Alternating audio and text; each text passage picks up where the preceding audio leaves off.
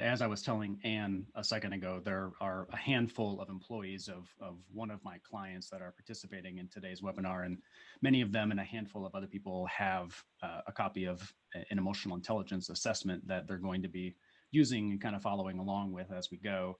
So as I make reference to that, just understand that there are a handful of people that have done the assessment, and there are a handful of folks who have not done the assessment.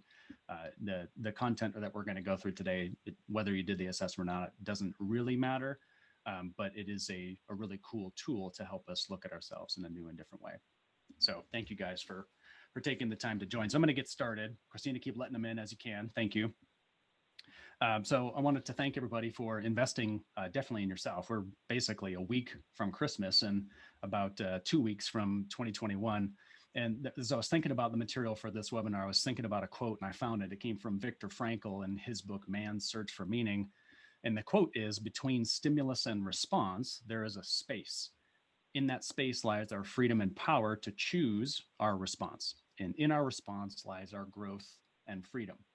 And that quote, was really good for me when I thought about the value of how do we develop emotional intelligence, or what is the importance of it. And Victor talks about it really great in that it's the space that exists between the stimulus and our response. And so the most of what we're going to talk about today is going to get focused in on that, because 2020, as Christina and I were just talking about 5 minutes ago, it's really looked a lot different than previous years, in that we've had to work hard in learning new routines and new daily rituals or new habits. Many of us learned to work from home, or we had some students or children in our lives that needed to school from home. And we found a lot of ways in 2020 to patiently reconnect with loved ones and friends, and maybe even some of our colleagues. But I think the first part of 2021 is going to be a little bit more change hardy, a little bit more change centric. So I expect there's going to be some more unexpected emotions, more opportunities to probably try and hang on to the old, what we used to refer to as normal, or the old normal.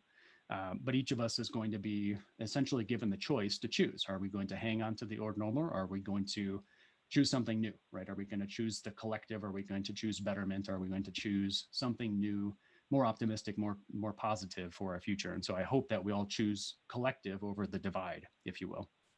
And I think the way that we're going to go about doing that is through emotional intelligence and understanding self-awareness, or understanding how do we regulate our emotional response, or how do we recognize another person's emotional state, or how do we double down on showing up for those relationships and community members that are close to us.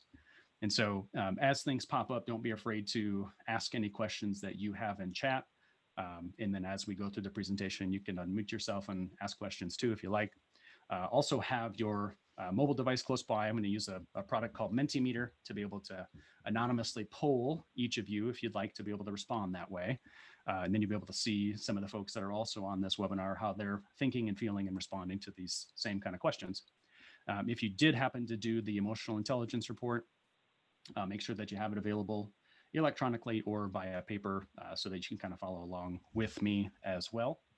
And so for those of you who do not know who I am, you can see a better picture of me on the right, come with a couple of things that help to describe who I am on the left. For the last 10 years, my work has really been about whether it's through executive coaching one-to-one, whether it's team training and leadership consulting, or whether it's serving as a speaker in events like this.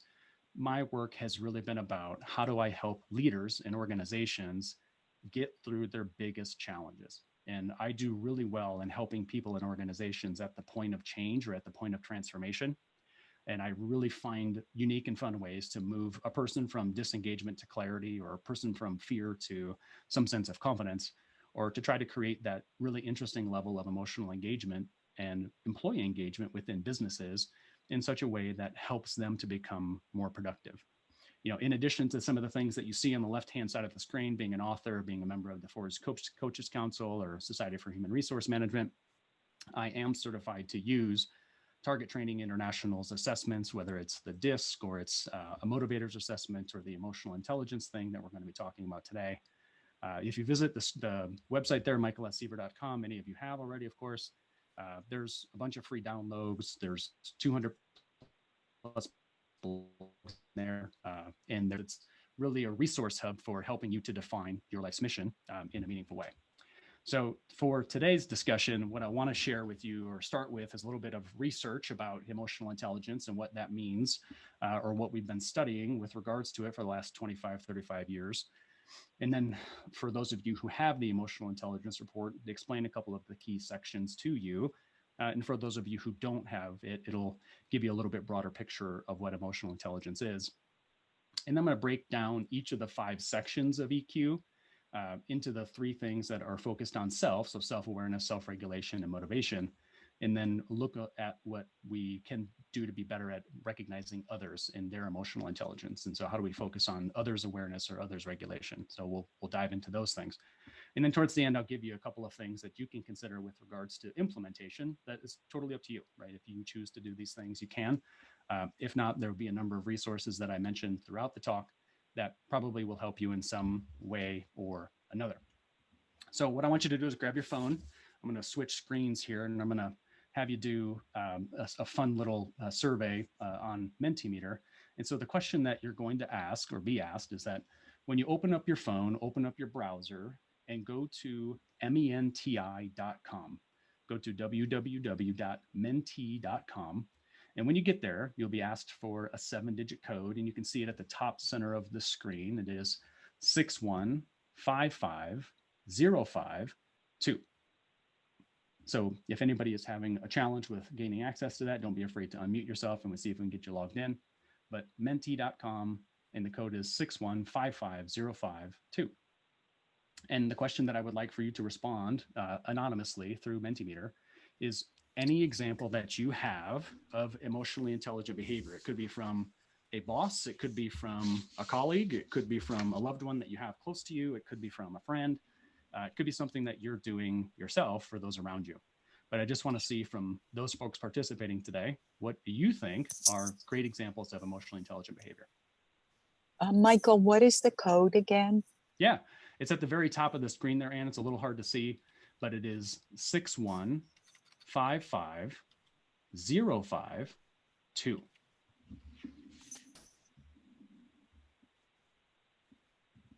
Got it. Thanks. Right on.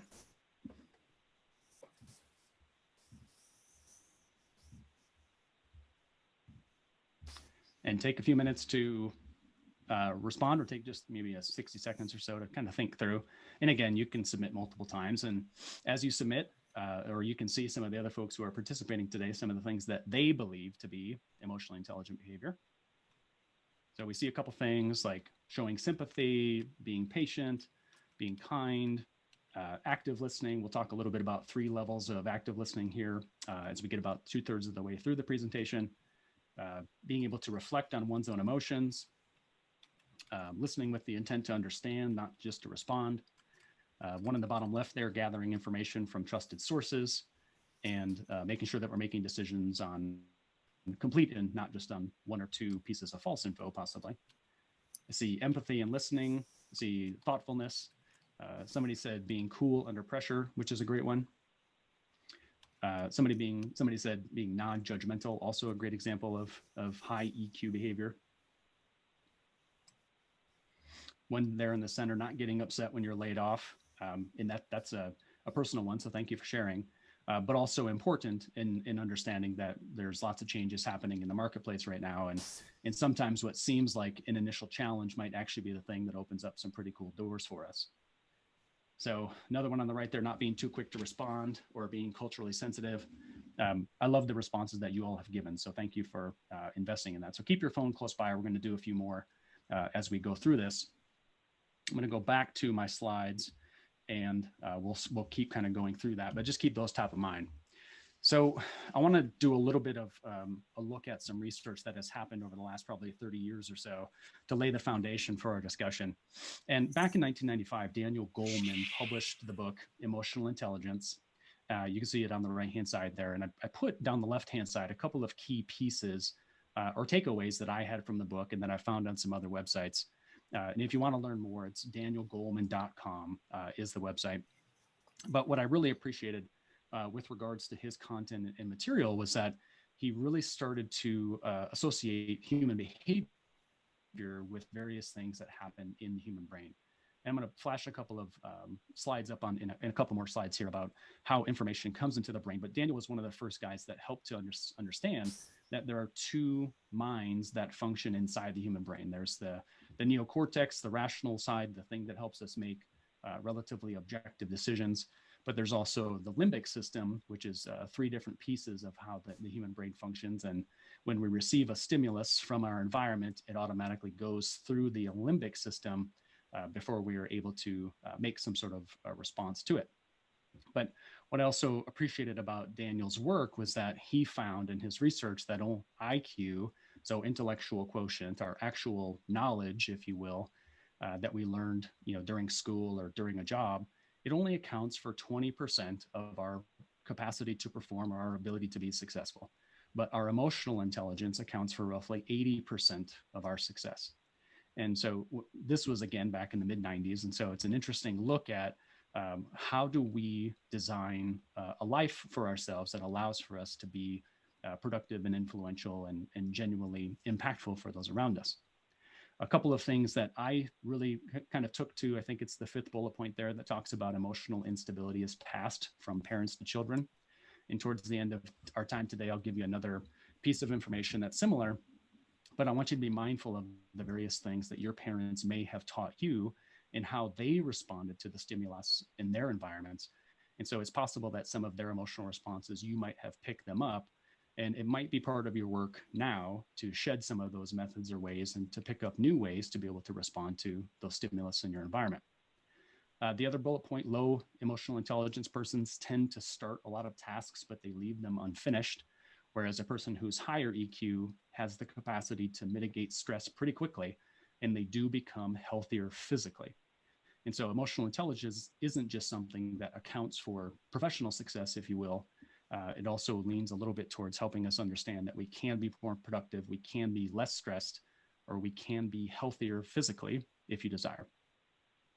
And then, of course, the very last bullet point there, emotional intelligence is not innate. It's not something we are born with and that it just exists at that level for the rest of our lives. It is genuinely something that we can learn as time passes and progresses. So if being more productive or being more influential or having the capacity to manage your emotions more effectively is important to you, it is something that over a period of time you can learn to be better at. Now, another book that came out a little bit later, this one came out in 2009, Travis Bradberry and Gene Greaves. Now, this was published in 2009, and you can go to talentsmart.com if you ever wanted to buy this book. They also offer an emotional intelligence assessment on their website that might be interesting or helpful should you not want to do the TTI version. And as you read through Bradberry and Greaves' book, you'll see some commonalities between their work and what Goleman talked about.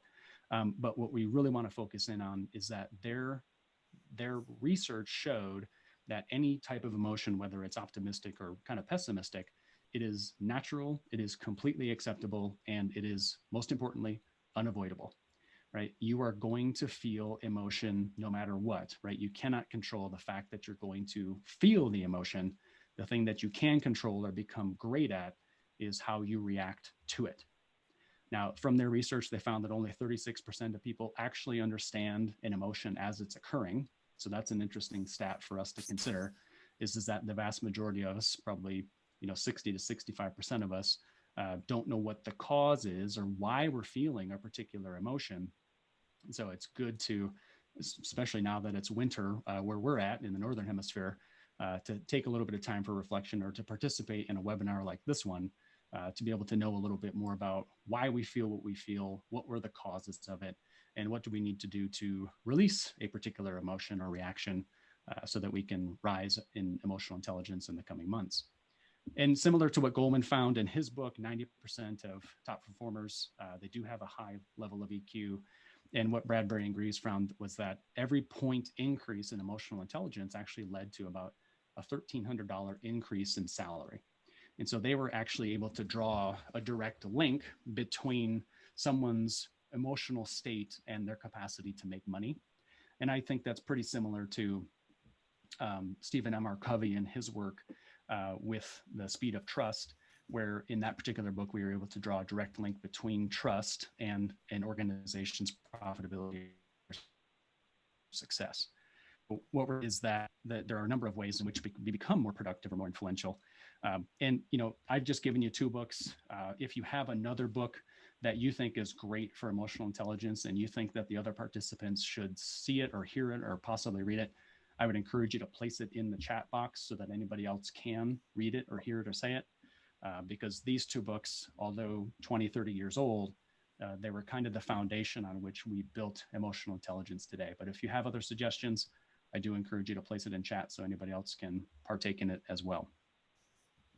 And another piece with regards to emotions, and if you participated in a couple of my other webinars, I have mentioned this particular study, but I think it bears repeating. So MIT Sloan, in their management review, they did an interview of a Wharton professor. You can see her name on the left there, Sigal Barsaid.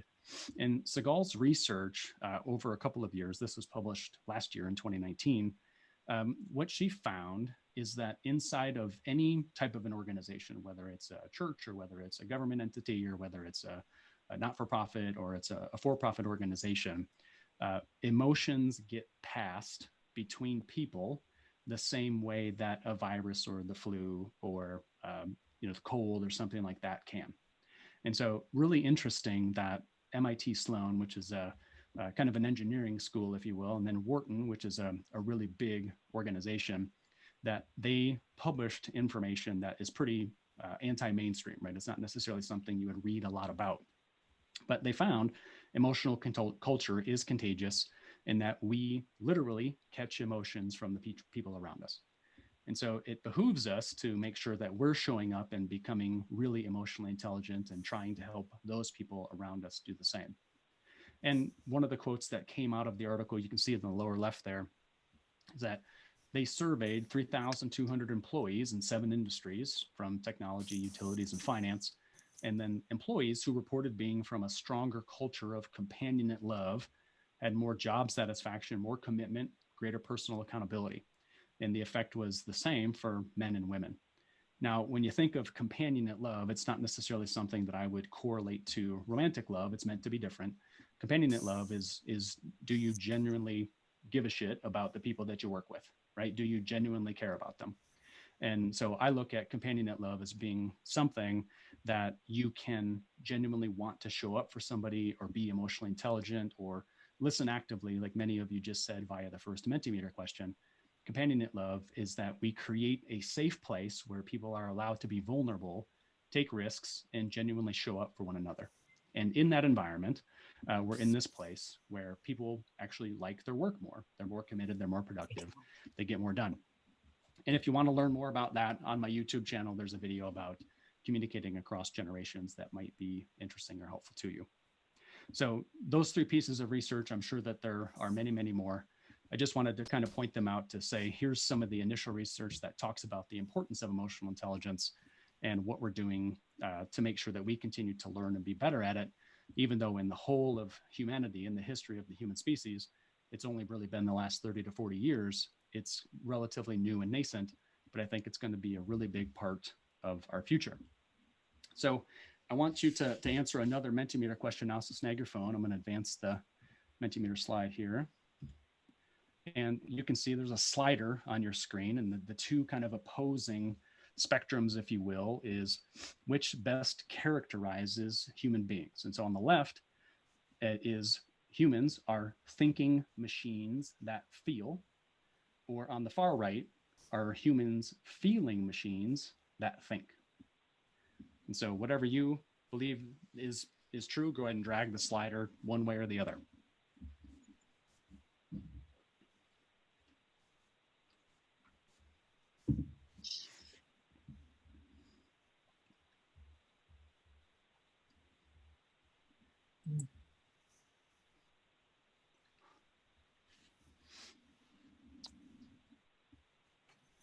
Shoot.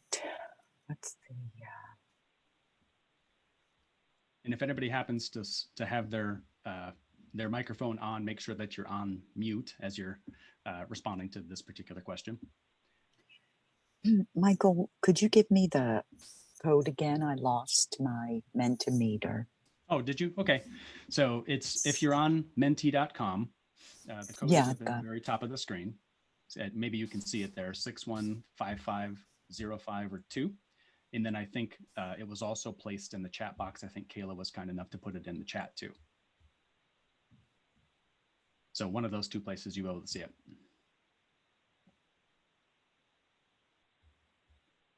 So it looks like most everybody has responded. And the audience today gravitates a little bit more towards thinking that human beings are feeling machines that think, as opposed to being thinking machines that feel. And so a couple of other books that you may be interested in as you consider this for yourself is Carol Trueman wrote a book called Feelings Buried Alive, Never Die. And that was a really impactful book for me as I thought through emotional intelligence and how it impacts the workplace. I just finished a book by Paramahansa Yogananda, which is called Autobiography of a Yogi. Gave me a lot of insight into things with regards to humans being feeling machines. And another big one for me, and I talk about this in my own book, was Ron and Mary Hulnick's book called Loyalty to Your Soul.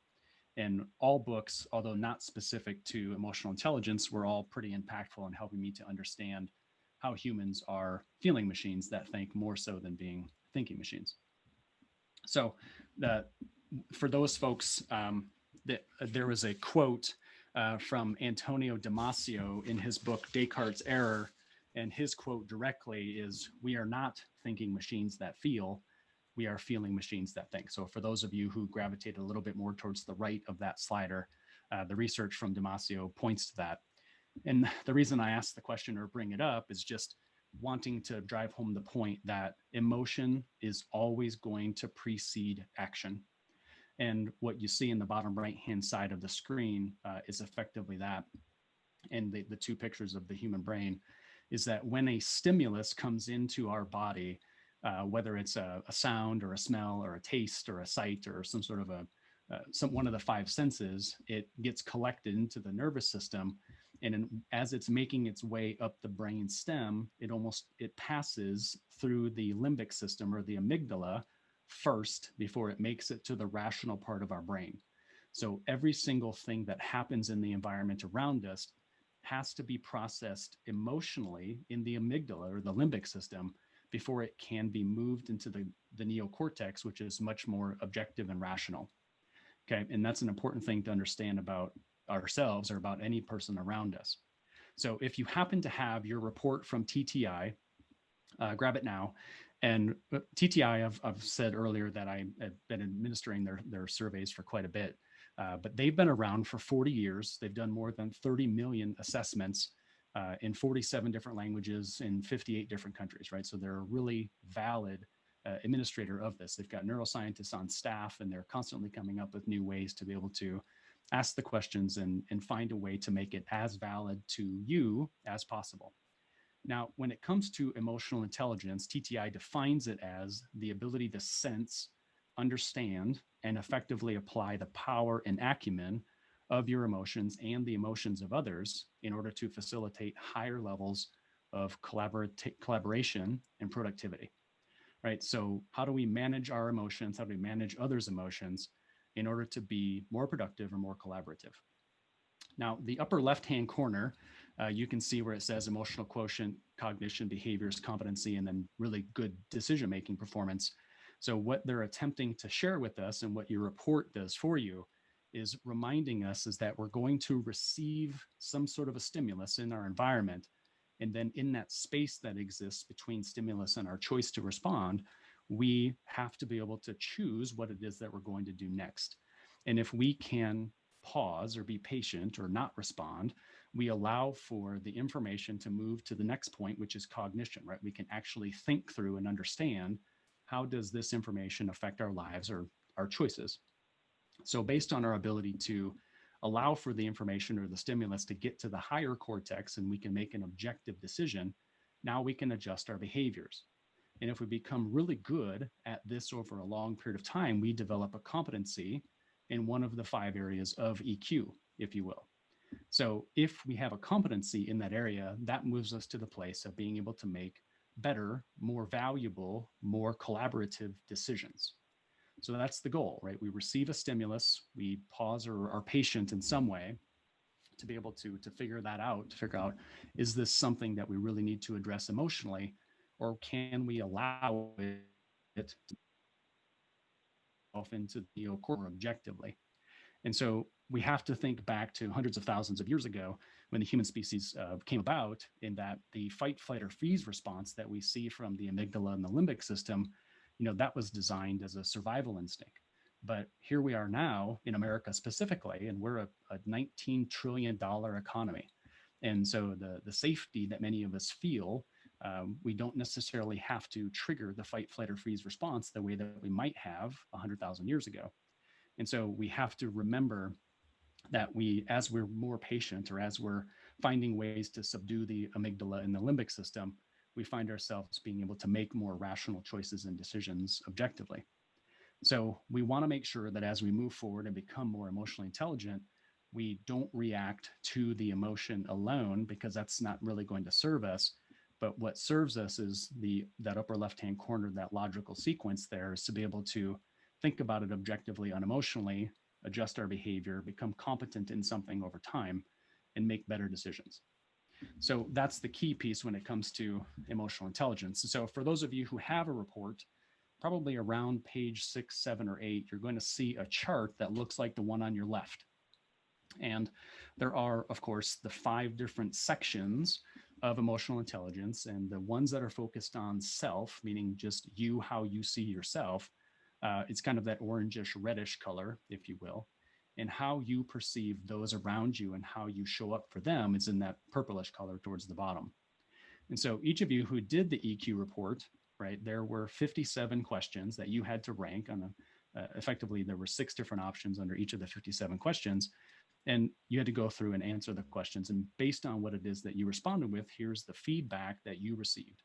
The material you see on page 7, which is your ranking of EQ. And then that circle chart, or the spherical chart on the right, which is probably around page 14 for you who have done the report. And maybe that's something you can look at, just a better way to be able to see it more holistically in one place. So the material on the left, where you can see the little numbers like under self-awareness where it says 74 and has the asterisk there, that is the mean of all persons who have completed this assessment. And the small little orangish bars on either side, that's one standard deviation on either side of the mean. And so 68% of all respondents fall within that basic standard deviation of anybody who's done this assessment.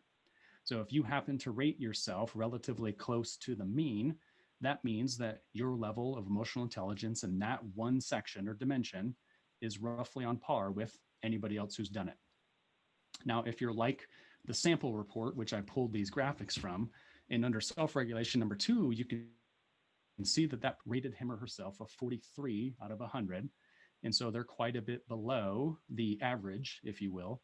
And so if I was counseling this person, I would ask them really specific questions about why they rated themselves so low. And then we would design some strategies to help them improve in that area specifically. So the great thing about the emotional intelligence report is that it's personalized to you. Obviously, through different pieces of the report, you can see some areas of opportunity if you genuinely desire to become better at EQ. And there are many suggestions on each of the pages. I think it's pages 9 through 13 that are really easy to implement, which we'll talk about here in the coming slides. For those of you who do have the report, pages 5 and 6 are a general characteristic. So basically a paragraph by paragraph look at who you are. But it's a really fun insight into your unique results or projected outcomes in a variety of situations that you might be in. So it's a good objective look at who you are. So you can see on page 7 the actual results. You can see pages 9 through 13 is a little bit more of the suggestions if you desire to improve on your report. And then page 14 is a fun way to look at it. So let's dive into each of the 5 sections and how we can become better.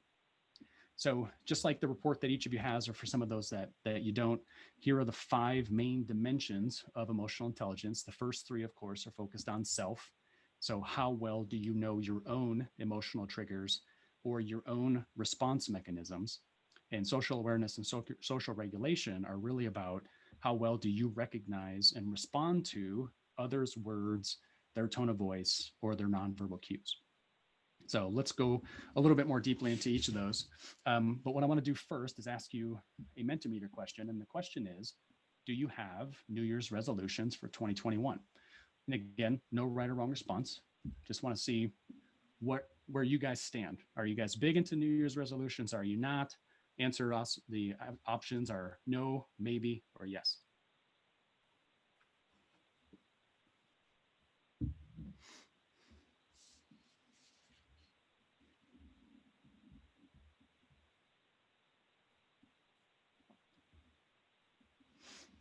So far, we're pretty split. Some of us are yes, some of us are no. One's kind of on the fence. I'm more of the maybe than anything else. Give you another 15 to 20 seconds or so to respond. What about not yet? That's all. Okay, that's a maybe.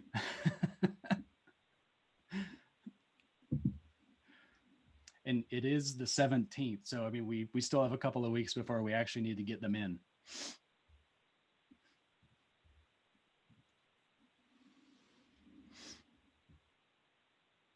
Okay, so right now we're kind of evenly split. Most of us are no, some of us are yes.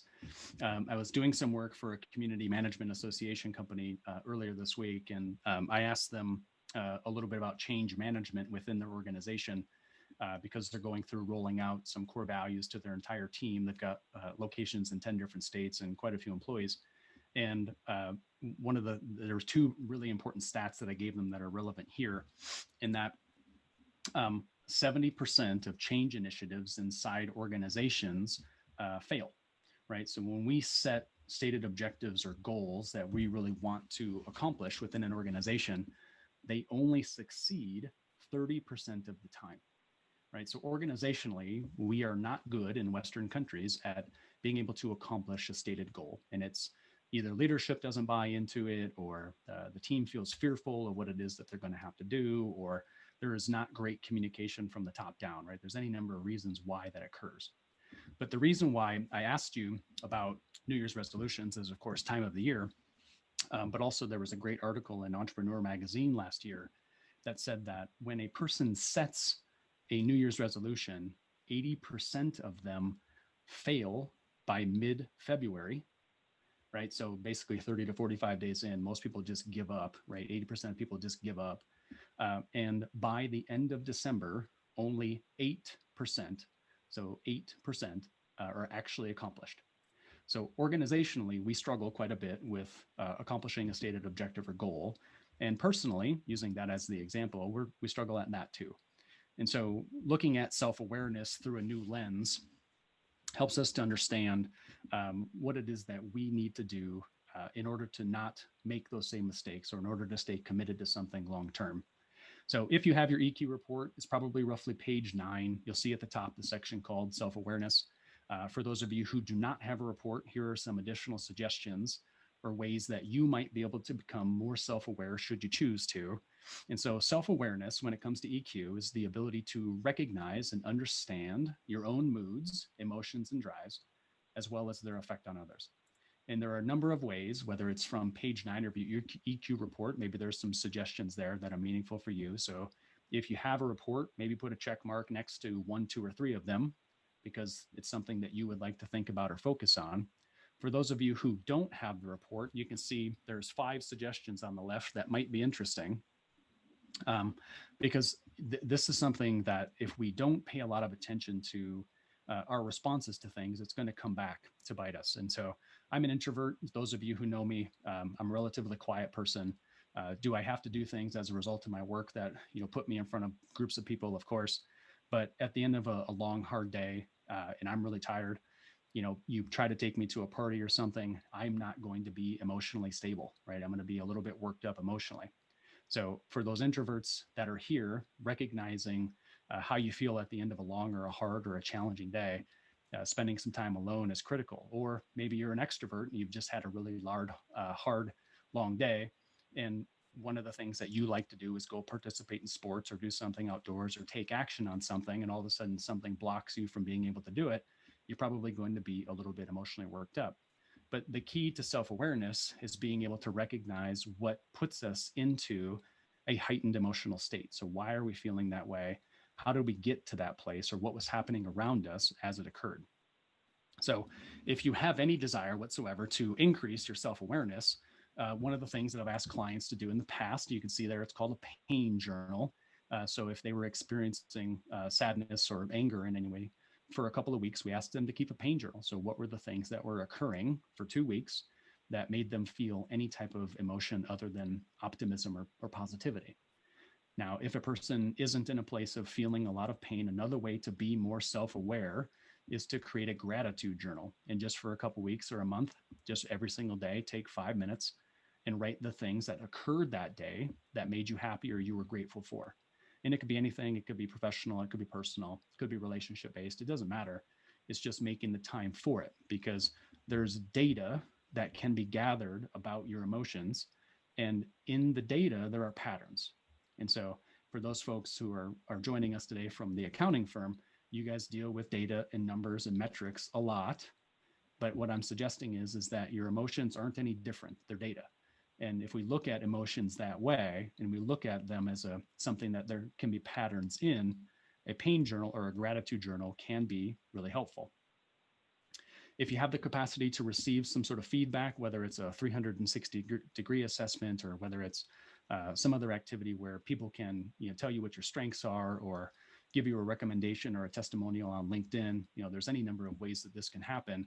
But to know more about yourself, it's either you got to collect data as time passes, or you got to get the feedback from somebody else or from an accountability partner.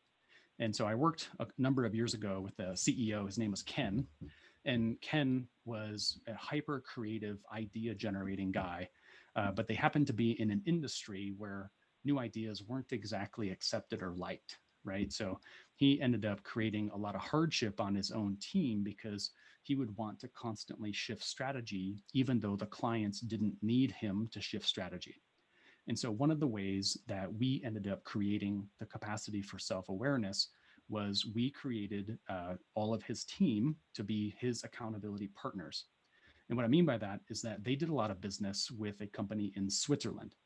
And we created, and this is going to sound kind of funny or silly, but it's important, is we found online small flags that were about 2 inches by 3 inches of the Swiss flag.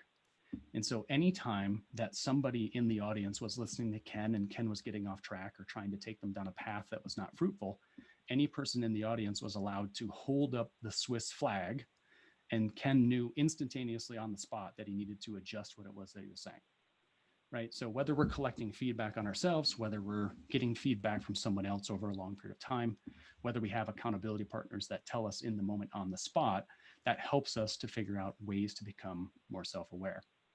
Now, the last little suggestion here is about from X to Y by when goals. And what these are is it's really about setting metrics-based goals, similar to the goals that we just talked about with New Year's resolutions, to make sure that we're really objectively moving forward towards some defined goal. Now, if we don't have those metrics-driven goals, we're just going to randomly shoot for something, that's not going to be as fruitful or help us to become as self-aware. Finding a way to be very clear on what we're going to say yes to and what we're going to say no to is pretty critical. Okay, so that's the first piece, that's self-awareness. So the next one, self-regulation, the second piece of the self look at emotional intelligence is it's our ability to control or redirect disruptive impulses or moods and our propensity to suspend judgment or think before acting. Now, from the first Mentimeter question, a couple of you did talk about judgment and being able to suspend it, which was good examples of emotionally intelligent behavior. So a few things here to really kind of think about is maybe you've read Mel Robbins and her book, The 5-Second Rule, which is a great look at how do you just stop for a couple of seconds post some sort of a stimulus coming into your environment that doesn't allow you to be disruptive, right? It doesn't allow you to judge. You just count backwards from 5 to 1 and make a different decision or choice. I've talked to a number of people lately who have written really long emails back to somebody because they were feeling emotionally triggered. And then they would just delete the entire email and just say, okay, thank you, right? That's a great example of emotionally intelligent behavior, is to just slow down, not offer any judgment or not need to be right in the email response. It helps tremendously. And another great tool to make sure that we're stopping and not responding quickly is to just go for a walk, do some yoga, do a breathing activity, right? Whatever that thing is, it matters a lot. So if you have a specific exercise or meditation or whatever it is for you that helps you to stay balanced, don't be afraid to place it in the chat just to give it to other people if they desire to read it as well. If you happen to have your EQ report, probably the next page, page 10, talks a little bit about this. There are a number of bullet points there that might be interesting suggestions for you to consider and how you would want to become more emotionally intelligent for yourself. But what I put here on the right-hand side with meditation or prayer, breathing, whichever your preference is, maybe it is exercise. I go to a gym 4 days a week, and that helps me tremendously to stay balanced. It could be active listening. When we did the first Mentimeter question, a number of you talked about this powerfully. Maybe it's paraphrasing and validation, and that's a great tool to make sure that we're not overreacting, is validating someone's experience. And validation is being able to hear or receive information from a person, and then in our own words, be able to repeat it back to that person. And if that person feels fulfilled by what it is that we shared with them, then we know that we've really truly heard them and validated their experience. Another thing could be imagining that what is happening around you is simply just a movie.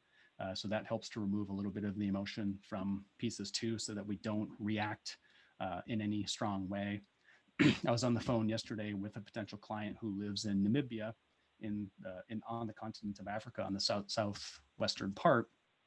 And his name is Nash, and Nash builds embassies for the United States. And so he goes into new countries and hires 500 people, builds an embassy, and then hands the embassy over to the American government. And what I appreciated about his and my dialogue is that he has wholeheartedly worked through his capacity to regulate his own emotions, and that he has figured out a way to 100% accept the local customs and norms and mores of that place, because he was in Turkey, he was in this country in South Africa, he did some work in Mexico, all really different places. But really important to recognize is that he didn't offer judgment of any of those places. He just respected that each of those places had different norms and mores in which they function. So important to recognize that each of us does it different, but our capacity to regulate our own emotions is going to help us improve our EQ immensely. Now, the third piece of self is about motivation. And when I think about motivation, this one's a little bit harder. It's a little bit more ethereal, and it's a passion to work for reasons that go beyond the external drives. And an external drive is it's money, or it's a harmonious work environment, or it's being selfless somewhere and not in a not-for-profit, whatever that is, right? Something that we can tangibly touch and see or do. So how do we have a passion for something that's not tangible, but it's based on an internal drive or propensity to pursue a goal with really persistent energy?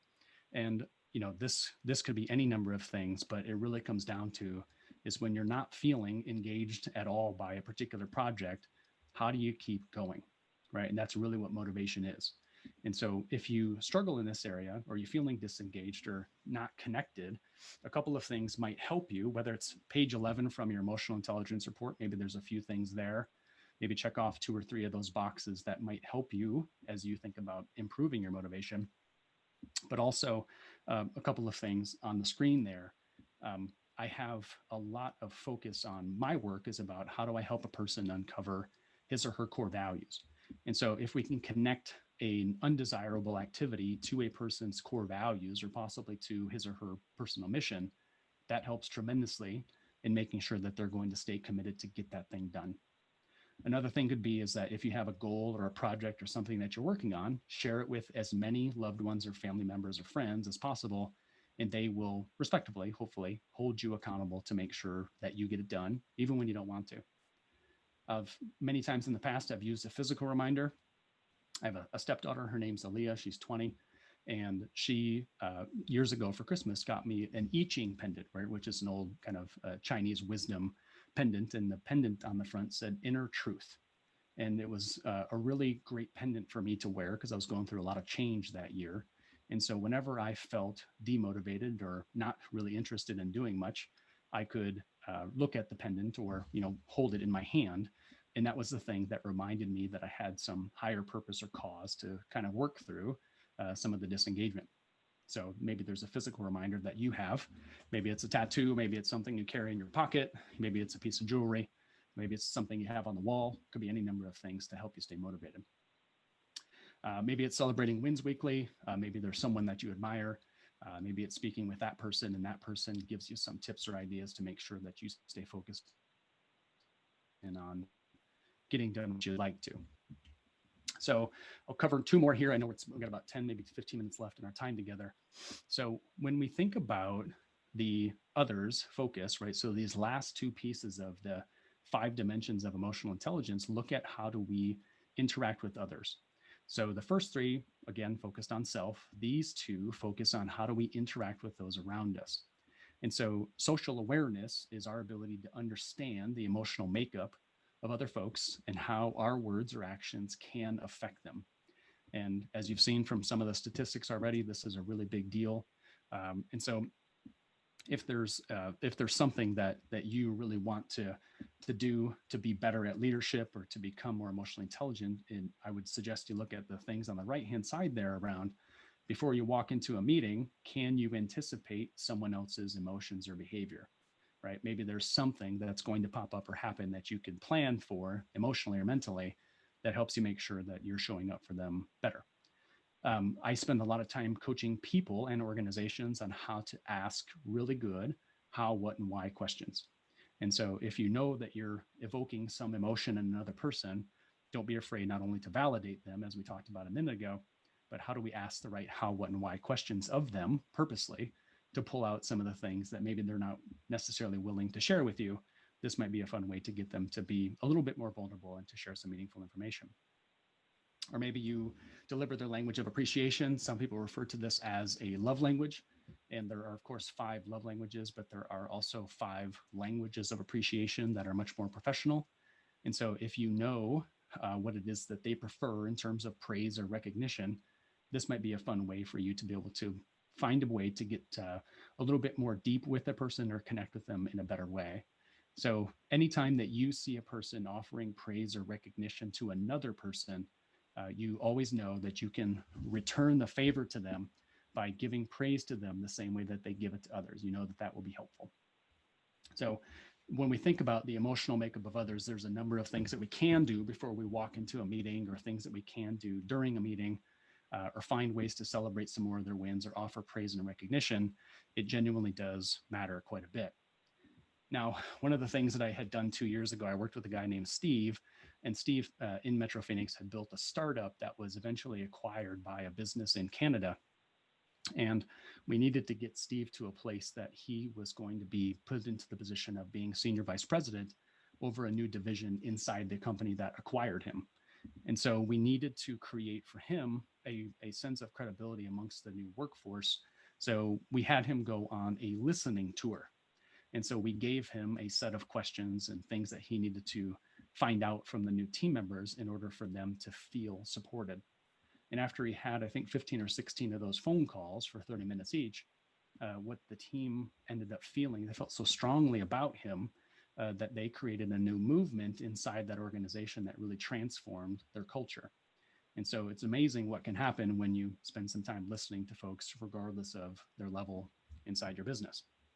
So if you have your EQ report, maybe there's some additional bullet point on page 12 that's helpful for you.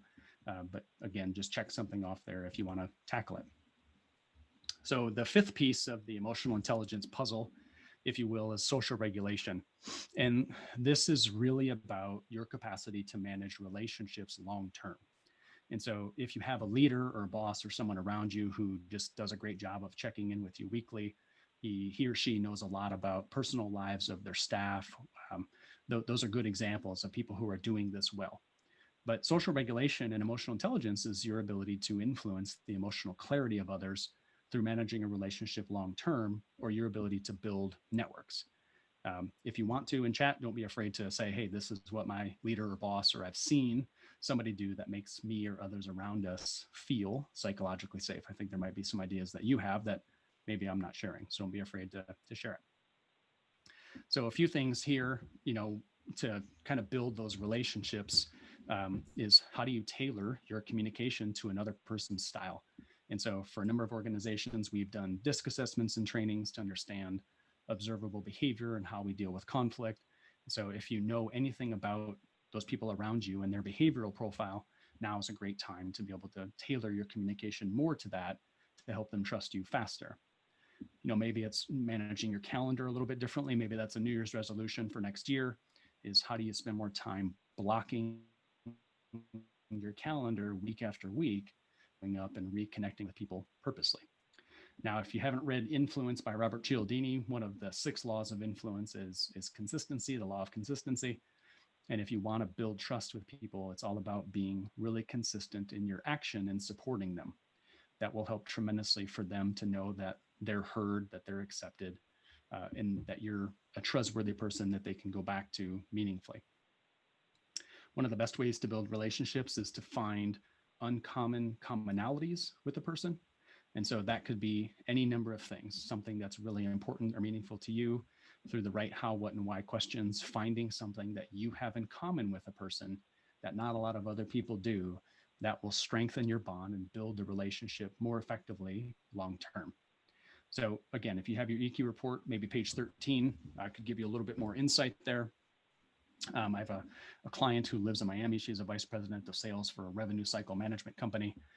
And she's relatively young. She's in her mid 30s, but even just watching her negotiate the Healthcare Financial Management Association and some of the other big boards that she's a part of, she's an absolute master at the recurrent touch points on a monthly basis and finding commonalities that someone else can't necessarily find. And at a relatively young age, she's been able to become quite powerful in her industry because she knows the power of continual touch points.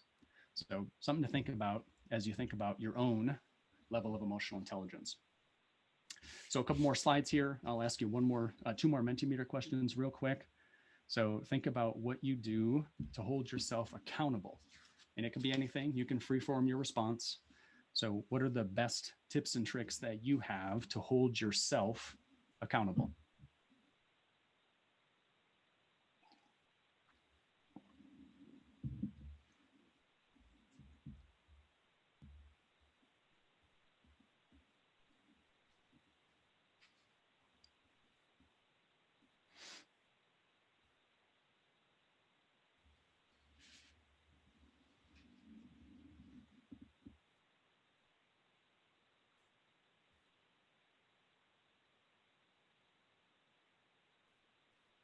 Okay, I see a couple different things here. Automatic reminders, frequent updates of my to-do list, making sure my to-do list is good, having a daily to-do list, timesheets. On the left there, asking God for a message, another great way, another great tool, being still, being quiet enough to hear that message is great. Some positive self-talk, some I am statements.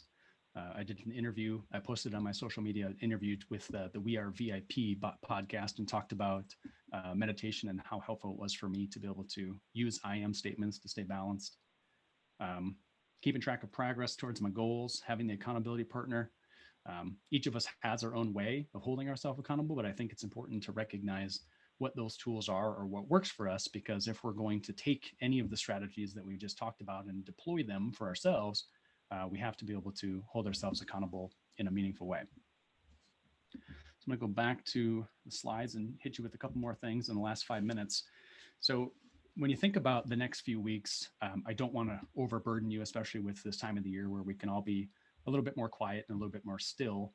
But we just went through a number of suggestions that might be beneficial or helpful. So pick the one area, one dimension of emotional intelligence that you would like to develop the most, and then pick one of the suggestions or those bullet points that existed underneath that area and just practice it for 2 weeks.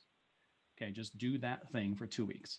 And as time passes and progresses, you feel safer, or maybe you learn some information from it. When the 2 weeks pass, that's when I would encourage you to then layer in a second suggestion, a second bullet point. So we're not trying to do too much. We're just trying to do a little bit at a time and slowly build on it. Now, from some of the research and some of the things we talked about, I would encourage you in 2021 to invest a little bit less time into activities or friends that are a little bit lower emotional intelligence, right? You know that they're not necessarily meant to be a part of your future. Maybe it's a little bit more time to, maybe it's time to invest more time into meditation, prayer, stillness, whatever you call it, and have a little bit more time to create, because the beginning of next year is going to be pretty emotional for a lot of people. So I want to make sure that each of you feels stable first and balanced first, and that you can help those around you. Now, if you do desire to take the assessment, as I mentioned in the email, it's $25 if you want to take it and watch this video again. I'll put the video on my website and on YouTube for you to be able to watch. But I've got 2 more slides. I'm going to skip that. 2 more pieces that I want to be able to reference is that January 1st, I've got the book. You can see it on the left coming out. And it's really a practical guide. It's a step-by-step book. And it's like, it tells a little bit of my story and who I am.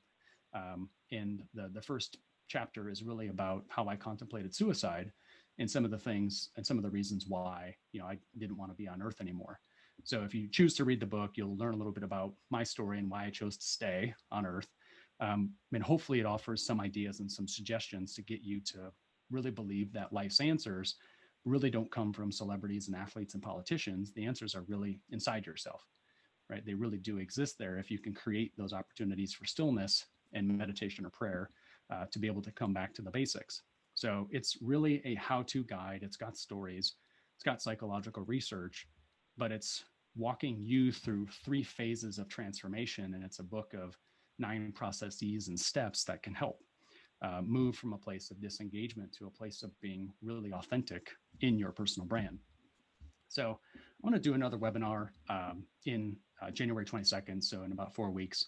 And it's going to be a little bit more focused on core values and accountability. So I'll let you answer the final Mentimeter question here in a second, but we did get to cover today, right, a fair amount of research from Goleman or from Bradbury and Greaves or even from Segal Barsade.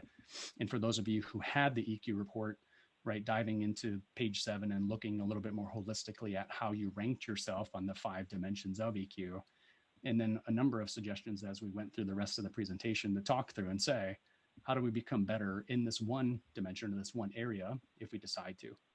So how you go through implementing that, whether it's a New Year's resolution or some other goal or some accountability partner, really up to you, but I just want to make sure that you have the resources and tools to be able to do it.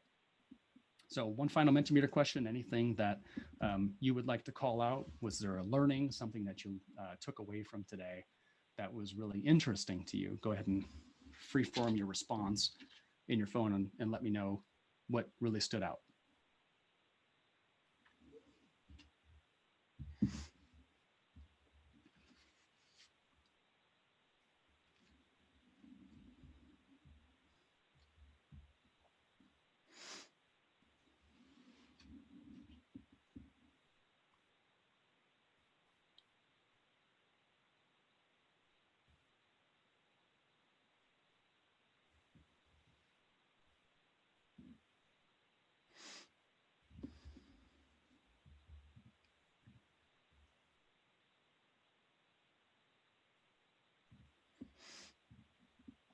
Okay, a question that just came in from the chat. So thank you for asking that. And you can see some of the responses. So the question was about how, what, and why questions. And so as a coach, right, I believe that coaches, or any leader for that matter, shouldn't be the person who provides the answer to the coachee or the mentee. So a coach, right, is a person who believes that the mentee has all of the answers inside him or herself. So how, what, and why questions are just just the coach asking the mentee, how were they feeling? How did they do something? Or what would be, what were the circumstances, or who was around you? And so they're meant to be fact-finding questions that help the person, in this case, the mentee, help that person discover themselves or the circumstance or their own feelings in a new way that they wouldn't have before. So that's really what the how, what, and why questions are to me, is being a coach, believing that the person has the answers inside themselves, and being good at asking questions of them to help them uncover that answer without giving it to them. Okay, I think that's critical. So a few things here that you guys talked about, 5 areas of EQ. The space between stimulus and reaction is really the place that you can, be in control. And that's probably the place of most power. Some of the books that I mentioned were interesting to you, trying to stay motivated right through some mission. I'll make sure tomorrow that I send an email with these responses anonymously. So if you desire to read them or review them in any way, shape, or form, I'm happy to share it. But I'll leave you with one final quote, and it comes from Rashid Ogunluru, and it's the only way to change someone's mind is to connect with them from the heart. And so I'm a really big fan of looking at the world through the lens of trying to help people through their heart, as opposed to trying to tell them what to do. So I think being in a space of being able to be really emotionally intelligent and helping other people become emotionally intelligent in their own way is going to help us navigate the pretty crazy waters that the beginning of 2021 are going to offer. So if you have a question, unmute yourself. If not, thank you so much for your time. You're